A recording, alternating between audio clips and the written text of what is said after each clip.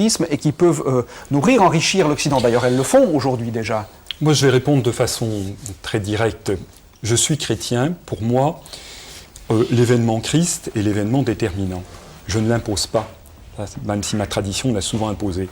Et je rappelle que le Christ était un juif et qu'il est incompréhensible hors de sa judaïté. Le Christ est un homme, non pas de l'Occident, c'est un homme de l'Orient. Alors, il a quelque chose à dire à cet Orient.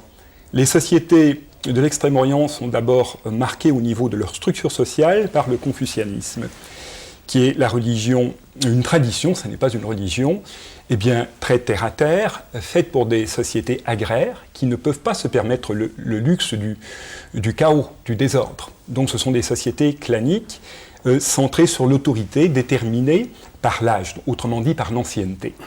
Alors, il est sûr que dans de telles sociétés, l'individu, la personne a énormément de mal à émerger. Je crois qu'il n'est même pas question de parler de personne en régime confucéen, comme nous pouvons en parler dans notre monde occidental. Et en même temps, on voit bien, en Extrême-Orient, un désir d'émergence de la personne, mais qui bien sûr entre sans cesse en conflit avec l'éthos confucéen traditionnel. Nous sommes là sur une ligne de faille, d'autant plus que ces pays aspirent à la démocratisation. Elle est déjà commencée dans un pays comme la Corée depuis 1988 maintenant. Donc une démocratisation qui entre forcément en conflit avec un système de valeurs traditionnel, plus proche d'un clanisme que des droits donnés à la personne. Monsieur le rabbin, rapidement. Oui, sur le problème de la personne, je rejoins bien entendu ce que dit M. Grandjean. C'est-à-dire que pour le judaïsme, devenir un sujet, c'est une tâche, c'est un but. C'est pas simplement une donnée initiale. Tu dois devenir sujet dans le sens le plus profond du terme. Et par rapport à ce que vous disiez, M. Benani, ce regard critique qui est nécessaire pour justement que le sujet advienne, bien vous parlez en historien et en scientifique, c'est ce qui est normal, mais je crois que ce qui est important, c'est que de l'intérieur des traditions, ce travail se fasse. Parce que le religieux, le professionnel n'acceptera pas votre regard. Et c'est pas votre regard qui va l'enrichir. Il a besoin, lui, de s'enrichir de l'intérieur à travers la réinterprétation de ses propres textes. Et ce travail reste à faire dans beaucoup de contrées en tous les cas. Et je fais confiance à la tradition juive. Voilà. Pour cela, j'ai aucun problème. Non, il faut que la religion musulmane se réinterprète de l'intérieur. C'est précisément ce que j'appelle de tous mes voeux. Voilà. C'est ces lumières sur l'islam qui tardent à venir, et c'est cette émergence de la rationalité qui n'exclut pas la croyance religieuse. Alors je crois que vous l'avez déjà dit, Ahmed Bani. Oui, très bien. Non, mais c'est peut-être bien de le répéter, noter. Oui. Mais je pense que les téléspectateurs l'ont compris.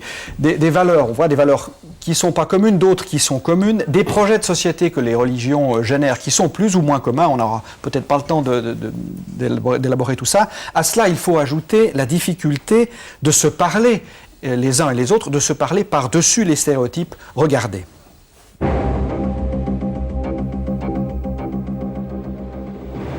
En Irak, la télévision d'État présente en permanence des images d'une rare violence, illustrant la grande cruauté des Américains. Partout dans cette région du monde, le discours s'inscrit dans une soif de revanche cristallisée par Oussama Ben Laden. On est tous prêts à le suivre au combat, lui et les talibans. C'est écrit Oussama Ben Laden, le plus grand combattant de l'islam. C'est une sorte de réponse au t-shirt que l'on trouve sur les attentats en Amérique. Les Américains utilisent partout leur pouvoir pour semer la terreur. À présent, c'est en Afghanistan. Ils se croyaient inébranlables. Ils étaient aveugles. Dieu leur a rendu la vue pour regarder leur maison s'effondrer. Justice est faite. On ne peut pas toujours agir impunément. C'est la leçon de ces attentats. Au lieu d'agiter leurs services secrets dans l'ombre, il leur faudrait plutôt visiter tous les pays qu'ils ont ruinés au nom de leur seul pouvoir. La haine de l'Amérique et de ses alliés provoque une fracture dont les conséquences sont aujourd'hui difficiles à mesurer. Un choc des civilisations n'est plus totalement exclu. Et pourtant, l'histoire fournit des exemples où des civilisations d'origine religieuse différentes ont cohabité dans la tolérance et dans la recherche du bien commun. C'était le cas en Andalousie au XIIe siècle. C'est un peu le cas dans cette Turquie d'aujourd'hui où la proximité géographique de l'Occident contribue à créer le mélange des civilisations.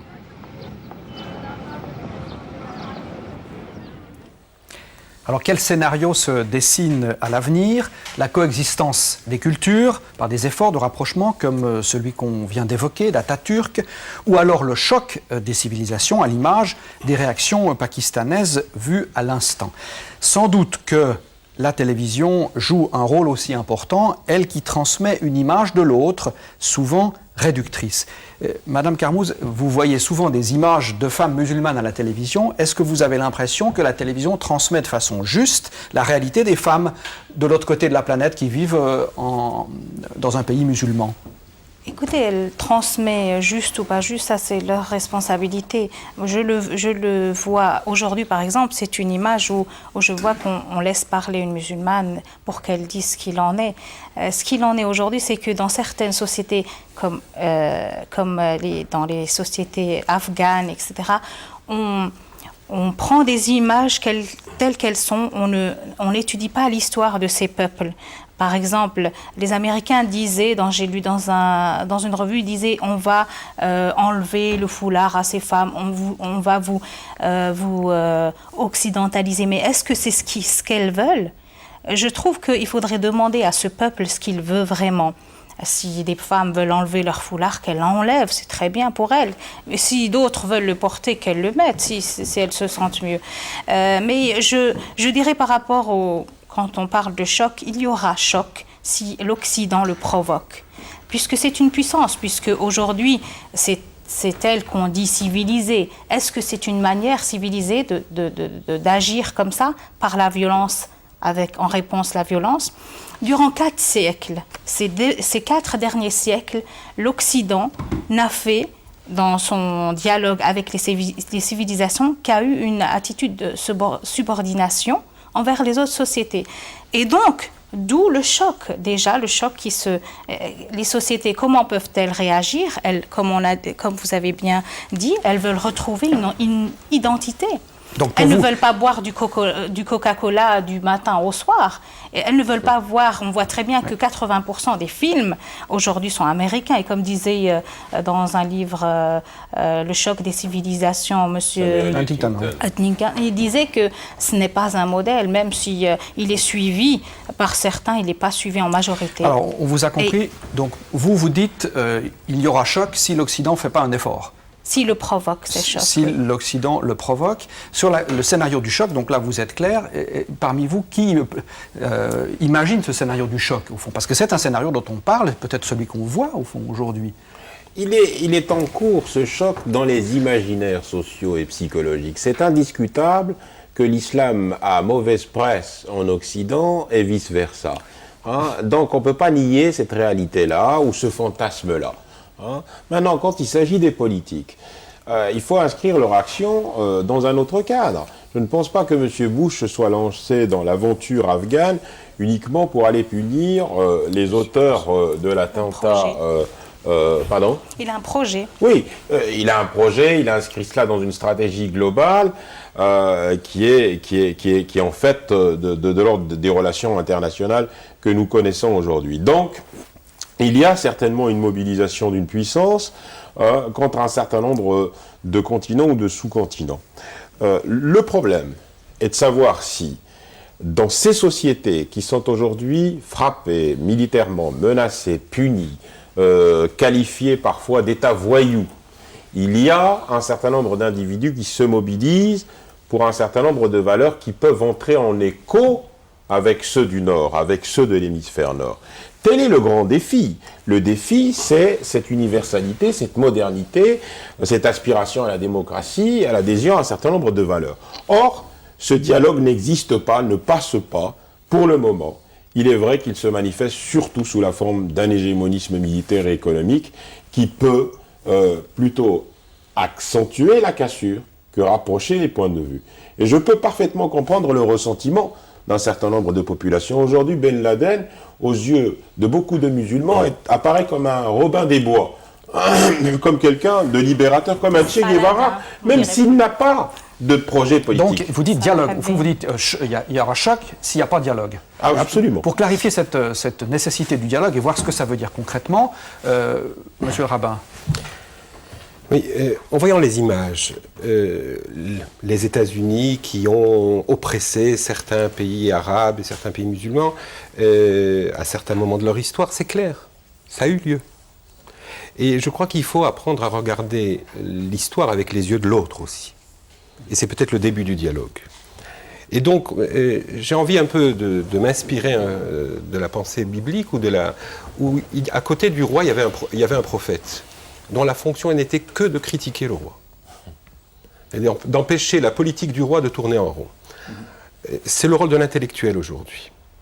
Et nos intellectuels sont interpellés, et des religieux d'ailleurs, dans nos sociétés.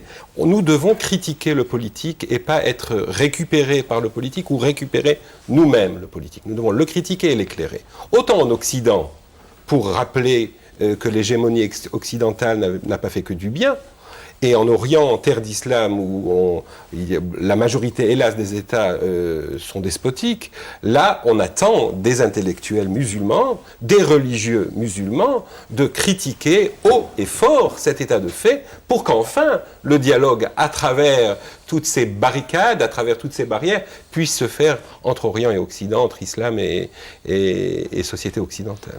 Dans la tradition, dans les traditions que vous côtoyez, personne égale, ça fonctionne aussi comme ça, où les religieux peuvent prendre une sorte de liberté, ou seraient invités à prendre une liberté par rapport aux politiques, ou c'est au fond plutôt monothéiste ou...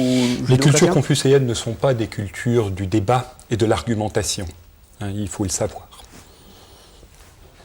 Alors qu'est-ce que les religions peuvent offrir dans ces propres cultures pour faciliter la coexistence ? Pour ce que je connais la tradition juive, je connais très peu la tradition musulmane, alors je ne suis pas compétent pour en parler, et la tradition chrétienne, quand nous vivons à la hauteur de nos idéaux, parce qu'on a toujours besoin de quelqu'un qui joue le rôle du prophète, et le dialogue interreligieux, eh bien, peut faire fonction de prophétisme, en ce sens qui nous oblige à nous rappeler que nous ne vivons pas à la hauteur de nos valeurs.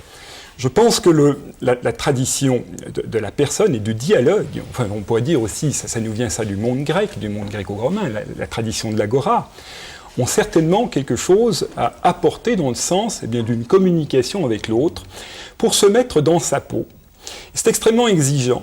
Je crois qu'on ne comprend le point de vue de l'autre qu'à partir du moment où on a cohabité avec lui, à partir du moment où on a pris des coups, à partir du moment où on a fait l'effort de pardonner, à partir du moment où on a essayé de découvrir sa langue. Et je crois qu'il faut se mettre dans la peau de l'autre. Pour se mettre dans la peau de l'autre, il faut apprendre sa langue, qu'il faut essayer de lire ses textes sacrés, de le voir de l'intérieur, pour se décentrer de soi-même. Et c'est extrêmement exigeant, on n'aura jamais fini de le faire.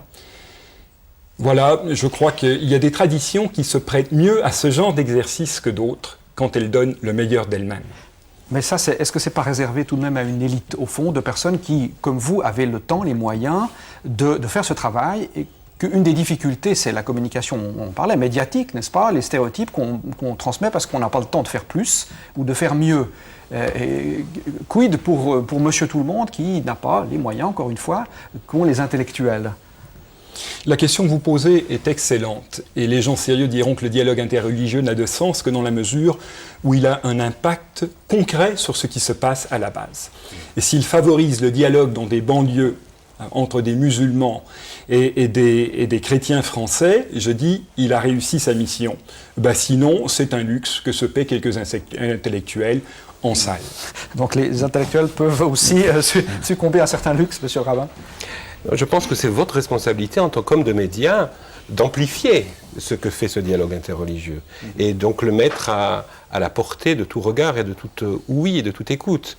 De par ailleurs, il faut que le dialogue interreligieux ne soit pas réservé à des groupes d'intellectuels qui sont fermés sur eux-mêmes, mais s'ouvrent sur des colloques largement ouverts à la cité et aussi sur le champ social. Et je pense qu'il a un bel avenir si on veut lui ouvrir la porte à tous les niveaux, médiatiques et politiques, social, etc. Mais il est vrai qu'à la masse sans révolte, on a peu de solutions à proposer à terme. Que faire par rapport à toutes ces populations qui hurlent leur anti-américanisme aujourd'hui au Pakistan, ou ces populations en colère en Palestine par rapport à l'occupation des territoires, et par rapport à la pénétration des chars israéliens dans les zones autonomes. Comment faire par rapport à la colère qui traverse le monde musulman, le monde arabo-musulman, par rapport aux sanctions que subit l'Irak depuis 11 ans? Vous posez des... je pose un certain nombre de questions pour dire que, dans le fond, nous devons aussi répondre à cela. Et ce ne sont pas que des réponses religieuses ou des réponses individuelles, ce sont des réponses que nous devons aussi imposer à nos États, pour qu'ils puissent apporter les réponses adéquates et que, finalement, la communication entre la masse et l'élite se fait dans la dynamique, dans le cours de l'histoire. Elle ne peut pas se faire de manière abstraite. Alors, je ne crois pas qu'il y a cette coupure. Elle est qu'apparente. Alors, il y avait des envies de réponse du côté du personnel. La loi des prophètes, d'après le Christ, alors qu'il s'apprête à entrer dans sa passion, eh bien, c'est d'aimer son prochain comme soi-même. Autrement dit, de faire à l'autre ce qu'on aimerait qu'il fasse pour nous.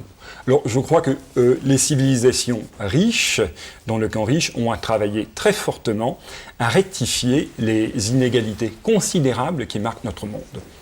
Je le dis en parole, ça demeure à passer dans les faits. Professeur Grandjean, choc des civilisations. Ouais, ou en fait, comme historien, j'essaie je vous l'ai dit tout à l'heure, d'analyser ce qui s'est fait dans le passé. Je ne suis pas habilité à dire ce qui va se produire au cours de la prochaine génération. On verra bien. Peut-être bien qu'il va y avoir une confrontation. Mais la question qui m'importe au sein de cette confrontation qu'on voit aujourd'hui, c'est de savoir quel rôle les religions, et en particulier les personnes qui se réclament de ces religions, vont jouer. Qu'on le veuille ou non, on est toujours en train de construire quelque chose. Et au sein de nos religions, je crois qu'il y a des constructeurs de murs et qu'il y a des constructeurs de ponts. Et je crois que c'est à nous qu'il appartient, chacun dans sa communauté, de dire qu'il est important, si l'on est constructeur de murs, d'arrêter de construire des murs. Et de regarder ce qu'il y a de l'autre côté de ce mur qu'on voulait construire, d'apprendre à connaître les autres, et puis à construire un pont pour aller vers les autres. Et j'ai la conviction profonde que plus on sera enraciné dans son identité juive, chrétienne, musulmane, plus on sera à l'aise dans cette identité, plus on aura de possibilités d'accepter de dialoguer avec des autres. Et si les religions pouvaient être effectivement ces constructrices de ponts aujourd'hui, je crois que les civilisations nous en seront reconnaissantes. Mais les pontifex pratiquent aussi la clôture du dialogue. C'est pas le même pont, celui du pontifex. C'est un pont vertical. Je parlais là, Monsieur Benani, de je suis revenu à l'étymologie et j'étais amusé. C'est pas le même. C'est pas le même. Je parle de ponts horizontaux, entre nous, entre religions, entre civilisations. Il nous reste quelques secondes, une réaction de vous d'abord. Je dois réagir en tous les cas. On n'aura pas le temps de répondre. Mais en ce qui concerne, en tous les cas, le conflit israélo-palestinien auquel il a été fait allusion ici, il y a toute une partie du public israélien, en l'occurrence la gauche, certains religieux, qui critiquent le gouvernement. On attend, du point de vue palestinien, qu'il y ait une partie qui critique ce qui fait de l'autre côté, pour que le dialogue se fasse aussi. C'est-à-dire, s'il y a un travail critique des prophètes, de part et d'autre, le dialogue peut se faire. Mais on ne peut pas simplement passer sa vie en auto-accusation et en pontification de l'autre. Alors, très brièvement, un travail critique ou sur les ponts et sur les ponts et les civilisations. Le thème de la Palestine est trop vaste pour en parler Absolument. si vite. Je ne vous donne pas la parole pour ça. Sur les ponts. Je voulais dire par rapport aux ponts, oui, il est nécessaire de créer des ponts avec les autres, de s'intéresser à ce qui se passe chez les autres. D'ailleurs, par rapport aux savants, on disait qu'il faudrait que les savants musulmans parlent, mais il faudrait aussi qu'ils sortent de prison, parce qu'après l'indépendance, les dictateurs les ont mis en prison. Donc, il y a vraiment un intérêt là-dessus. Heureusement, nous avons Internet aujourd'hui, nous avons des avions qui circulent partout. On pourra aller vers d'autres et en évitant les mauvais tours qu'on pourrait nous mettre sur la route. J'espère que ça ira, mais j'ai confiance en l'avenir. En tout cas, nous sommes en Europe et ici, en tout cas en Suisse, moi je suis très fière du fait qu'elle est neutre et qu'elle ait aussi interdit son espace aérien par rapport aux Américains. Ça, Alors, je tenais à le dire à la population musulmane. Internet, merci Madame Camous. Internet et la communication, ce sera votre mot de la fin, mesdames, messieurs. Merci. Si l'avenir est à la coexistence des cultures, il ne sera pas pour autant à la fin des tensions. Une chose est sûre, la diversité des religions, de leurs projets de société, pas toujours compatibles, demandera à chacun de bien connaître les valeurs qui le constituent, mais aussi de discuter celles qui lui sont extérieures. Merci de votre attention et bon dimanche.